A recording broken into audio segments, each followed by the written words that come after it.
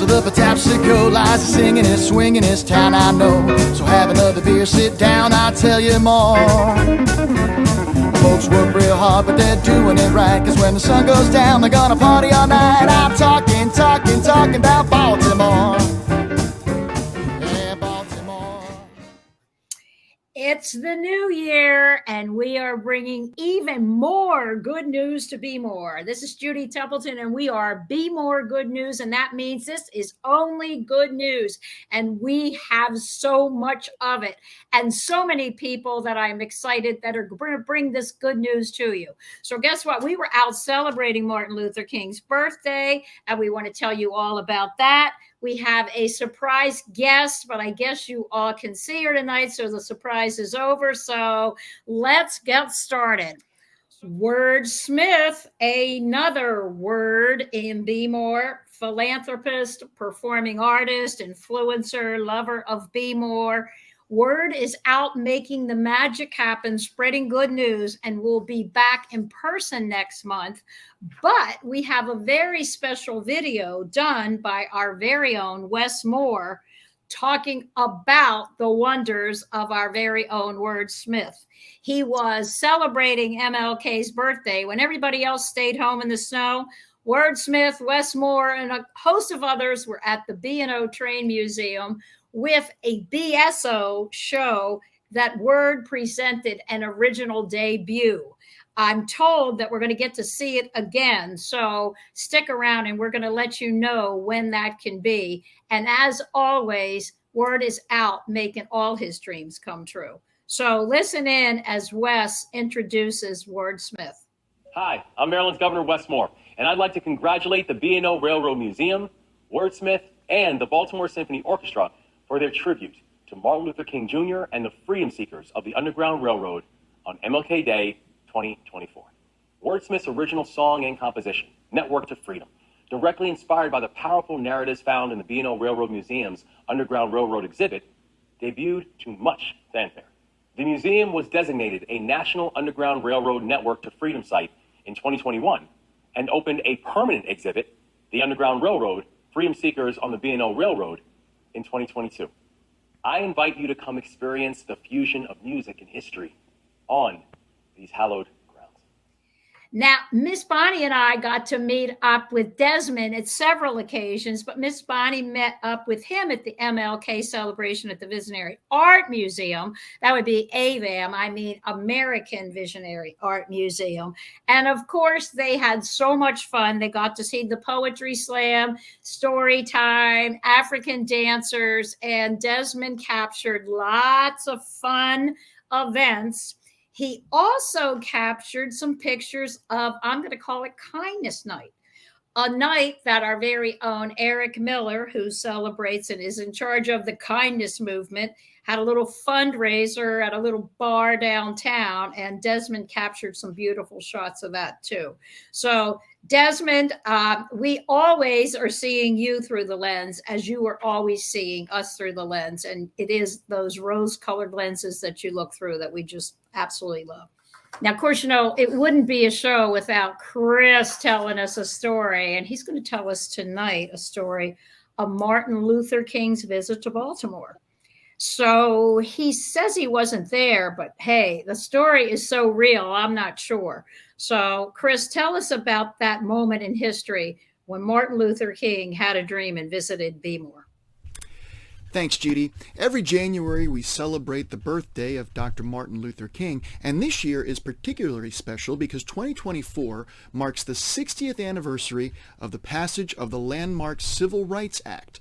And Governor Wes Moore has declared 2024 the year of civil rights. And a lot of that history is rooted right here in Baltimore. The very first sit-in of the civil rights era happened on January 20th, 1955, led by the Baltimore chapter of the Committee on Racial Equality and students from Morgan State University. They sat down at Reed's Drug Counter near Lexington Market on Howard Street, as well as a location at Northwood Shopping Center near the Morgan State campus. Demonstrators resisted calls from Reed's management to end the sit-in. The demonstration was ultimately successful, and as a result, the president of Reed's Drug Stores announced on January the 22nd that we will serve all customers throughout all of our stores, including the fountains, and this becomes effective immediately. So the very first sit-in of the American Civil Rights Movement actually happened here in Baltimore. And that building on Howard Street remains vacant today, but recently developers have signed on to revitalize this entire section of West Baltimore, and included in that plan is a strategy to recognize the historic significance of Reed's Drug Store and the important role it played in the American Civil Rights Movement. 3 years after that, in 1958, Dr. Martin Luther King came here to Baltimore, now at the forefront of the Civil Rights Movement, and he was awarded an honorary degree from Morgan State College, now Morgan State University. After being conferred with that degree, he delivered the commencement address. The tone of his address was very hopeful. The subject was a great time to be alive. Now, he did acknowledge the turmoil that was gripping not just the United States, but the entire world. He referenced uprisings in Africa, discontent in Asia, as well as racial tension in America, noting the presence of federal troops in Little Rock, Arkansas. But he insisted that the tensions which we are witnessing in the world today are indicative of the fact that a new world is coming into being and the old world is passing away. He noted the recent Supreme Court decision in Brown versus Board of Education, the landmark case that ended America's policy of racial segregation in public schools, and he challenged graduates to rise above the narrow confines of our individualistic concerns to the broader concerns of all humanity, and to enter a new age with understanding and goodwill in our hearts. He affirmed his commitment to love and to understanding and to nonviolence, saying somebody must have sense enough to cut off the chain of hate in the universe. Somebody must have sense enough to meet hate with love. Somebody must have sense enough to meet physical force with soul force. While his message was hopeful, he also cautioned against complacency and becoming the victims of a dangerous optimism. Social progress is never inevitable, he warned. Without this persistent work, time itself becomes the ally of insurgent and primitive forces of irrational emotionalism and social stagnation. He beseeched the graduates to go out determined to make the ideals of brotherhood a reality for your generation and for your children and for your children's children. And this will be a great day in our world with this attitude and with this work, and we will be able, by the grace of God, to create a new America. Words delivered by Dr. Martin Luther King at Morgan State University in 1958. He closed his address with these words, "And when this happens, all men will be able to stand together, black men and white men, Jews and Gentiles, Protestants and Catholics, and sing a new song.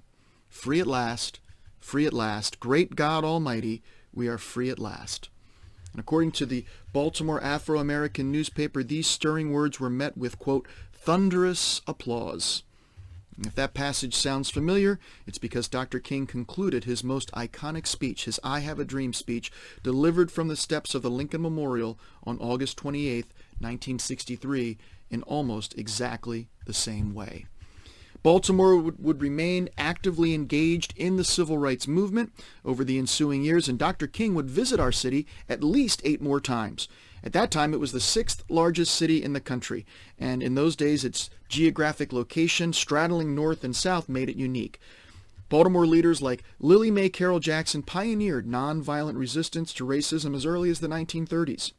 And Dr. King also worked closely with Baltimore-born attorney Thurgood Marshall, who brought the fight for justice to the courts as lead counsel for the NAACP. In 1967, that Baltimorean, Thurgood Marshall, was appointed to the U.S. Supreme Court by Lyndon Johnson. So Baltimore's role in the civil rights movement is something we should all be cognizant of, something we should be proud of, and something we should celebrate each and every day as we commemorate the 60th anniversary of the Civil Rights Act. Judy, back to you. Okay, now for our surprise guest. Our surprise guest that is bigger than life. I've always said that I do believe that she is maybe more than one person, and that is Miss Monique. Now, Miss Monique has a couple different names. I think she's led a couple different lives, but they've all been, and I am going to quote her, to elevate humanity. And she has done that from a child up. So what do you want us to call you, S. Monique Smith? What name do you want us to call you tonight? I don't know. Pick a name, any name. Okay. I'm going to call you Monique because that's how I met you. And so how I met you bears a little bit of a story. And that is that we actually ran into each other at an event called Suited for Success. And it was an event to raise working career clothes for women just going back into the workforce. And Monique approached me, and I knew I just loved her right away. And she asked me how could she be a hun. And I said, go into your closet, find everything you love, put it on, and show up at a meeting. And she did just that. And the first thing she said at the meeting, and I'm getting cold chills up my spine, but this is all true story, is you said, I am a missing person. Now, hold on to that, because there's good news here, okay? She didn't just stop there. So what she did is she has tirelessly been an advocate and have worked for everybody, been through everything she has, which is quite a lot. So celebrating the National Trafficking Awareness Month, we have Monique. Talk to us about what you're doing to raise Baltimore up, Monique. First of all, I want to thank you, Judy and Bonnie, for the Be More Good News, giving the platform to voices who are really putting the work out there to help evolve the joy that's actually happening in Baltimore City, Baltimore, the state of Maryland. The Baltimore Huns don't just do one piece, and what you guys are doing with your platform now with the Be More Good News, it's just amazing. And people need an outlet to find a place to hear some positive news, because we hear what's going on. So I'm delighted that you guys are giving me an opportunity to talk about the National Human Trafficking Awareness Month. It is huge. Yes, you guys have a great big old heart for what's going on. And over the years, since I was runner-up in 2016, yay! Thank you to two great mentors. You know, just like with any pageant, you do have an opportunity to showcase and spotlight your platform. And when I came across you women, you were already taking care of individuals that were housed in shelters, and that's women and children. You know, you guys were already feeding our vets that are, you know, here at the station right here in Baltimore City. And also, you know, to take on missing children and human trafficking. Even when I saw that you guys did the big plunge, you know, we were able to raise money and raise awareness, you know, about the big plunge for the individuals that needed those funds and proceeds. So it's a lot, but this month is true, near and dear to my heart. I was an abducted baby. I was trafficked from New York City to Baltimore, Maryland in 1968. And I did not discover this until like 2019, which means even at the assumed age of 28, when my world was shattered, I really had to dive deep into every single municipal, DNA agency, law enforcement agency, and door after door after door was shut in my face. It was the unbelievable thing for me to show up and say that I'm a missing child. So much so that I went to the National Center of Missing and Exploited Children. It took 2 years, but I am listed in the registry as missing child number 1201298. Well, that's a big thing to be a voice for the voiceless. And I'm grateful that they did listen to the story. So I am actually listed as the longest living Jane Doe. But it took, again, loving hearts like Bonnie, you, and Judy to understand the story and kind of get the aha moment of all missing children are dead. They're trafficked, they're abducted, you know, they're stolen. And then they're groomed, they're coerced into a life of servitude, which you don't want to. These are some of the most harmful acts against human rights.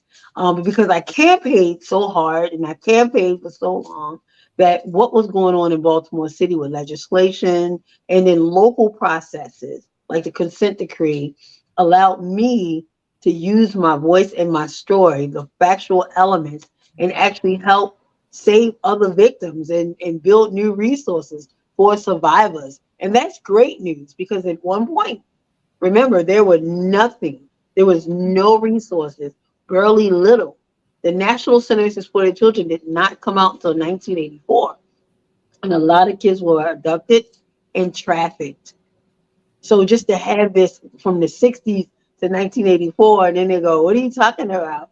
It was a big thing. Since that time, the state police now has new ways of passing out information with hotlines, like the National Human Trafficking Hotline, is a very big piece. 1-888-3737, 888. So what we've been able to do in the campaign, a lot of what's going on. And you guys covered a lot of that story. You tell my story all the time. You share the success of what's going on in Annapolis during the General Assembly. We've had bills now become laws for child marriages. A lot of children are trafficked. A lot of children are trafficked. Were being brought to Maryland. Yep. Because until last year, Maryland was a hub where you could be a 35 or 40-year-old man with a 14, 15-year-old child, woman with teen with child, and you could legally marry them. But they trafficked them from California and Ohio here to Maryland because it was okay.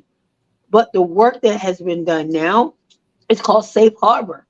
You can no longer do that. And isn't that good news? That's exactly good news. Yeah. Everything you're saying is good news for Baltimore because, again, we live on a harbor. So things sail in here, things that people don't know about. I mean, and geographically, that's a situation too. But again, because of you and all that you've done. Well, I want to say me and the community. Like I said, you guys open the door. Even like tonight, right now, the voices, you're giving my voice, a brand new platform that's going to reach new territories. And that's going to bring the aha moment to the call of action of, what do you do if you think you see someone being trafficked? And you call the hotline. You remember small details, the distinguishing features, where you were located. Was that on a missing person flyer? And notify the authorities any way possible. What's the number again? 1-888-3737, 888.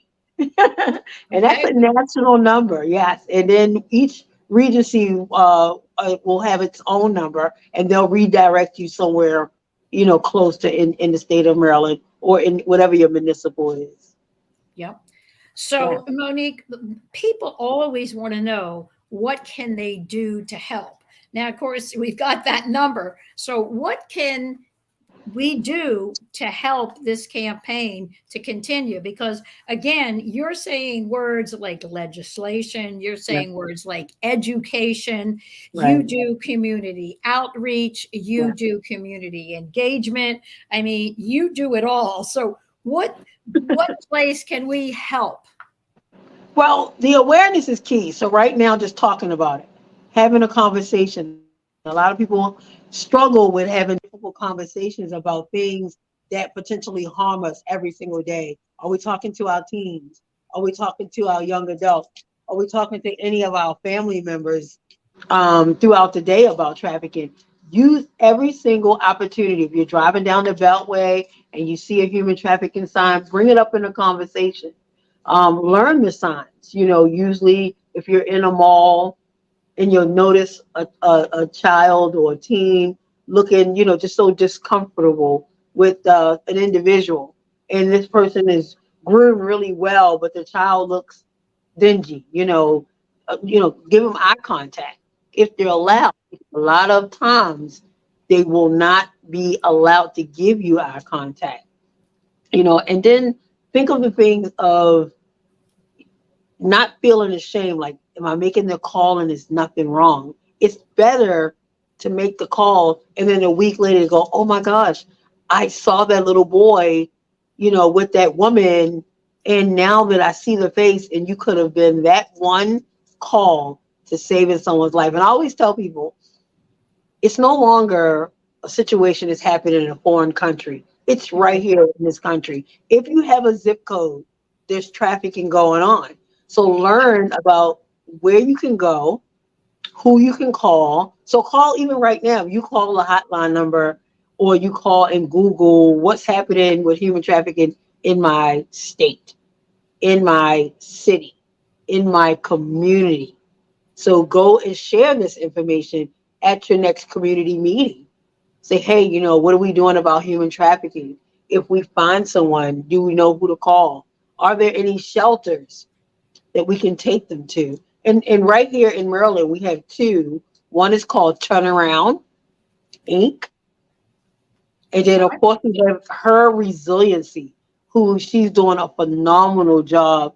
Her resiliency with educating the community, bringing new protection, but giving the survivors a way to help transition themselves back to normalcy, in their processes, which is key. So that's what I recommend that each and every individual, go through. If you have a student at high school or middle school, ask the school counselor, is there something that teachers are given or counselors are given, law enforcement are given in the event, because kids are sneaking out of school. They're being groomed. Let me tell you something. This is the new white van. So when you're thinking that your kid is being groomed and snatched, and taken, this right here is the cell phone. This is how they're getting our young kids. Yeah. They don't have to go and snatch them, because they're at a park or a playground. Our state of Maryland, the average age of a girl that's being groomed into the life or potentially being trafficked is 12 in the state of Maryland. So this is why I said start as early as elementary to learn what's going on in your area. Find the statistics. Listen, I called and then I got the opportunity to Google the sex registry file. In my zip code, there are 33 registered sex offenders. Some have participated in trafficking of individuals. Now that's 33 that were forced to register themselves. Just imagine how many more have yet to register. So that 33 could potentially be 43. But then what about the individuals that have yet been apprehended? Yep. So that 33 have gone to 44, potentially could be 55. So this is why it's in your neighborhood that it's so imperative to find out what's happening in your zip code, in your city, and in your state. So that way you can help out. I have a question, if you don't mind. I don't want to talk over you. With the word grooming, I think that needs to be discussed what that is, because I ran into someone who called me because I volunteer for Her Resiliency Center, and they knew about it, and they asked me about a girl who was 14 and she had a new boyfriend who was 30 years old, and he loves her and she loves him. Now that is grooming, right? Yeah. Yes. Grooming can happen in a multitude of ways. Grooming can happen between a parent and a child. Grooming can happen between an educator, and their client. And it can happen between a teacher and their student. And it's building that trust factor. So let me give you an example. Just imagine you're in the 8th grade and you turn in your paperwork and the teacher tells you, oh, great job. And they pat you on the shoulder. And then the following, you take the same, the next exam, and they come back again. And this time it's not a tap on the shoulder. They lay their hand and rest it on the shoulder. Into that 3rd week, they may have taken both hands. So over a course of a period of time, they're building this bond and they're breaching the comfort zone because they're grooming them to become comfortable with that touch. And that's a form of grooming. They're secretly building a relationship and a comfort with that individual, just so they can actually inappropriately touch them. So you don't even get a chance to say, I don't want to be touched, because they've groomed you, so you're comfortable. They're comfortable. Yes. All right, you got that answer, didn't you, Miss Bond? So right now, what you've done, Monique, is give us some things to be aware of and have really raised our consciousness to be looking out. And like you say, if you make a mistake and you err on the side of caution, who cares? Right. So, all right. And now, us, Young, you just snuck in, and I'm so happy to see you. Hi, Yay. that's Monique. Hi, Hey, Judy. Young, Bonnie. how are you? So, I'm doing okay. what another thing that I'd like to know from you, Monique, is that what can we do? I know that everybody, all nonprofits like funding and whatever. So how can we help you out there, either funding or in-kind services or whatever? Because again, we're talking about good news. And the one thing that Baltimoreans love to do is help each other. So Yeah. what can we do? So this is National Human Trafficking Awareness Month. So I'm delighted to share that the Yes. Known as Monique Initiative did host an event. We did close to 200 care packets, and these care packets are donated. They're filled with toiletries, hotline information, little small snacks. We can generate conversations with people while we're out on the street with them, because a lot of times our homeless, anyone that's some of our most vulnerable, I'm caught up into this. So, you look for her resiliency, I Am Your Child, Heart Madison. These are nonprofit organizations right here in Baltimore City that actually go boots on the ground, meet people where they are, give them a chance to have a conversation and see if they need help. So either you donate to Turnaround organization, find out what legislations they're working with, or find a company, a sponsor who could donate a few $1,000s, or a grant writer who could volunteer their time and write grants, to get them funding. If there's a center, they may need items that are through the centers, like groceries for the location, towels, kitchenware. So just asking what those agencies need, and you may not be able to fulfill everything, but you may have an opportunity to assist some way. I've never been told no Who would with tell some of you no, Monique? with some of the resources that we provide. And then I also share the information out and give them an opportunity to present who they are and how they serve and what's available at their particular outreach to the community, Yeah. which is really, really key. No one of us, and that's why so many of us on this right now, can do it alone. So partnering with them, just to see what their needs are, is a great, great help. We've been inundated with so much information about human trafficking. It's like it's the buzzword. It's movies, snatched, stolen, taken. We should be at the point, instead of see something, say something. We should be see something, save someone. Yep, absolutely. Well, now that's some good news, and that's what's happening right here in Baltimore. And Monique, you have made the magic happen. Yes, you have lots of people, but you have led this for sure. And there's so many more things we can say about you. Of course, that you've had movies and books and HBO specials, and you just don't quit. So we'll get you back on for some more good news. But again, please be aware. That's the first thing. Yes. Pay Yeah. attention out Pay there. Yes. attention. So first, Young, I want to find out how you brought in the new year, because we all know you love to party and you love to be out and about and be more. And what's happening in 2024 at the Hippodrome? Wow. Monique, good seeing you again. Johnny, Bonnie, and Judy, good seeing you ladies. Likewise. Um, on my front, been doing a lot of volunteer work for the Hippodrome, and that's my way of trying to support the arts. Yes. They have so many amazing shows that have come through, and more scheduled this coming season. So most recently, I was at Moulin Rouge, which is a great adaptation from the Baz Luhrmann movie. That We was saw it. it was so enjoyable, and ran into a lot of my friends there. Saw on Facebook that a lot of my friends had gone to the show on different nights.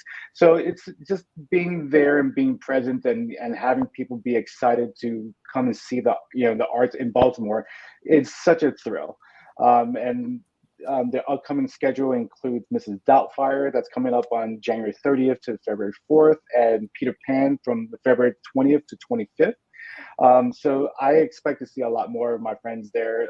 It's an incredible opportunity. If you get a chance to volunteer, you can email volunteers@hippodromefoundation.org. And for the list of upcoming shows, go to baltimore.broadway.com. And that's going to give you a lot more information about what's coming up. And, hopefully I'll run into some of y'all there. Hey, can I just add one more show that I'm just really excited to see too? The Book of Mormon. I know that's coming too. Yes, Yep. that's coming in a couple of months, and I'm excited. My girlfriend Melissa has been playing the soundtrack, and she wants us to do one of the duets and karaoke. So I'm trying to learn as we go along. All right. And actually, let's make sure to say this is a great opportunity for date night for some of you out there, because what Young and Melissa have done is signed up as volunteers together, and they sort of call it a date night. And they both love to get dressed up and go out. So we see wonderful pictures of them at the shows, and they're doing it together. So I think that takes it to a new level. And thank you for showing us that possibility exists too, Young. Yeah, so you're always a man out and about. So we love it. Well, Miss Bonnie, speaking about out and about, that's your gig. You tell us how to have fun and get out and about. So tell us about some events coming up here in 2024. I love your boa, hon. It's all for these guys, If I made a little collage while I was waiting to get on. Oh, yes, indeedy. I know we are really happening right now, aren't we? Oh, we're going to get on the map. We are going to be on the map. Yep. We are. We have been. It's been a great season. So, speaking of Baltimore, number 14 on the New York Times list of 52 places to go. I think they missed a lot because you know what they said about us? Justice Thurgood Marshall, that's pretty good.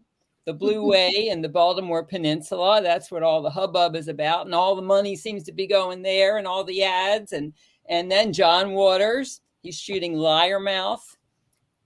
What the heck? We have so much more. This is like little stuff, except for Justice Marshall. I mean, that's a big deal. But the other stuff is just, we're growing, but we have so many things here. So I just wanted to complain about being 14. We should be number 1.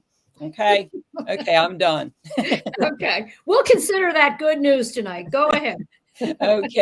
Okay. And now February 9th to the 17th, our good friend Dan Rodricks is having his second installation of What Happens in Baltimore in the Court System and all the characters he's met and talked about and written about when he was, he's a columnist for the Sun papers. It's called the Baltimore Docket, and it's going to be there on the 9th through the 17th of February. And Baltimore, you have no idea. I saw that was the first one, and it was great. This is like the stuff that he couldn't fit into that one. So we're looking forward to that. Yeah. And Valentine's Day in Baltimore, an annual date with John Waters. Oh, boy. Spend the day with a Pope of Trash on the Baltimore Soundstage. Oh. Okay.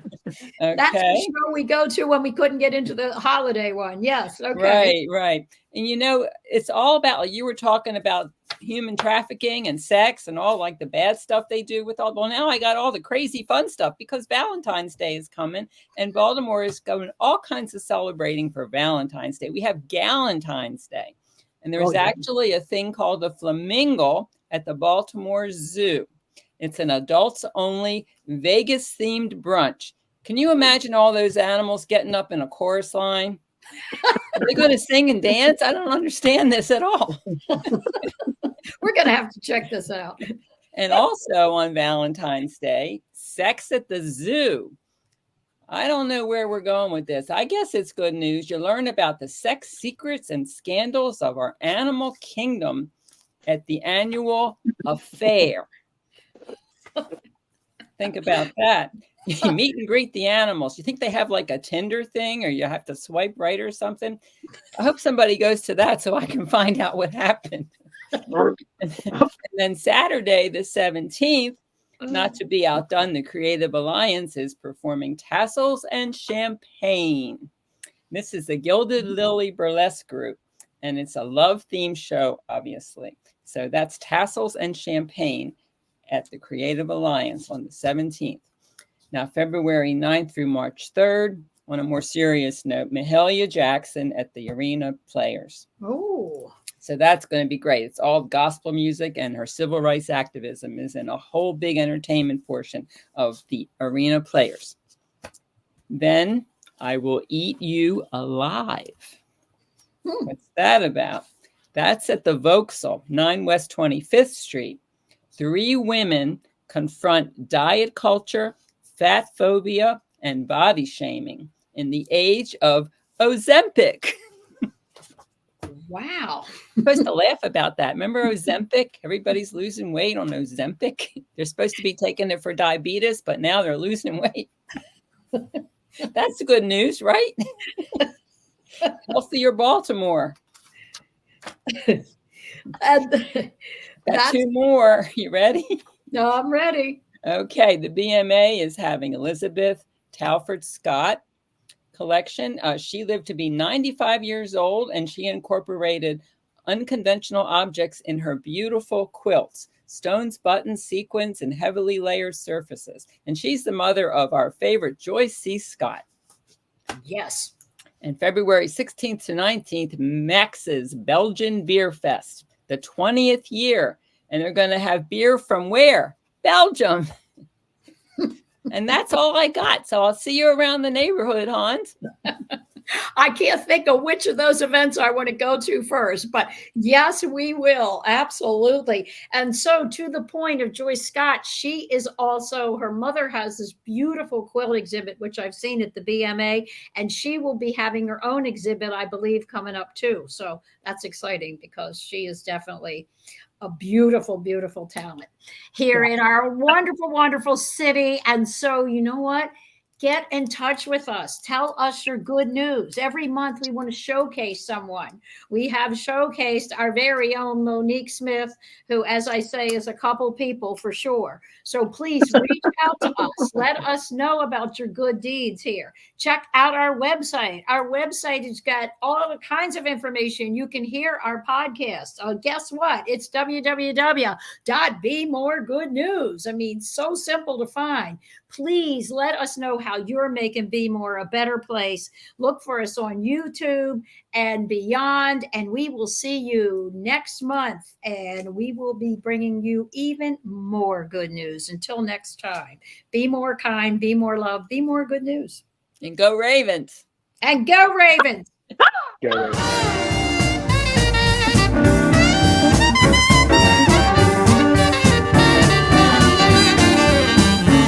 Way down on the shores of the Patapsco lies a singing and swinging this town I know. So have another beer, sit down, I'll tell you more. Folks work real hard, but they're doing it right, 'cause when the sun goes down, they're gonna party all night. I'm talking about